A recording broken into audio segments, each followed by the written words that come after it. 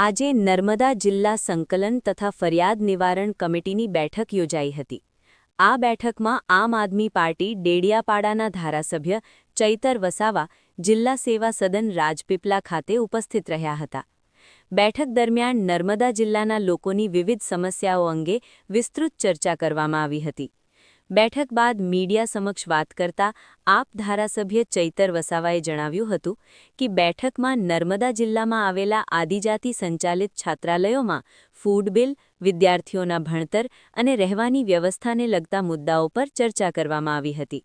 તેમજ વન વિભાગ દ્વારા ડેડિયાપાડા વિસ્તારમાં ચાલી રહેલા ડામરના રોડના કામ અટકાવવામાં આવ્યા છે, તે કામ તાત્કાલિક ફરી શરૂ કરવામાં આવે તે અંગે પણ રજૂઆત કરવામાં આવી હતી.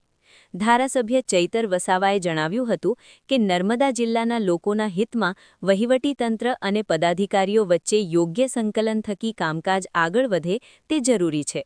બેઠકમાં નેશનલ હાઇવે પર આવેલા કેટલાક બ્રિજ બંધ હોવાના મુદ્દે ચર્ચા કરી તેને વહેલી તકે શરૂ કરવાની માંગ કરવામાં આવી હતી. આપ ધારાસભ્ય ચૈતર વસાવાએ જણાવ્યું હતું કે વન અધિકાર અધિનિયમ અંતર્ગત નર્મદા જિલ્લામાં કુલ 5360 દાવાઓ પેન્ડિંગ પડ્યા હોવાનું જણાવી આ બાબતે વિશેષ કમિટીની બેઠક બોલાવવાની માંગ પણ કરવામાં આવી હતી. ઉપરાંત એટીવીટીની બેઠક દરમિયાન જે સભ્યને લઈને વિવાદ થયો હતો તે સભ્યની બદલી કરવામાં આવે તેવી માંગ પણ રજૂ કરવામાં આવી હતી. આરોગ્ય વિભાગમાં ભરતી પ્રક્રિયામાં રહેલી ઘટ તેમજ શાળાઓમાં ઓરડાની અછત સહિતના મુદ્દાઓના નિવારણ માટે પણ રજૂઆત કરવામાં આવી હતી અને આ તમામ બાબતોનું નિરાકરણ લાવવાની ખાતરી આપવામાં આવી હોવાનું જણાવાયું હતું. એક તરફ સ્ટેચ્યુ ઓફ યુનિટી જેવા મોટા પ્રોજેક્ટોને રાતોરાત મંજૂરી મળી જાય છે, જ્યારે વર્ષોથી ગામડાઓમાં આવન-જાવન માટેના રસ્તાઓ માટે મંજૂરી આપવામાં આવતી નથી. પરિણામે અનેક રસ્તાઓના કામ અટકાવવામાં આવ્યા છે.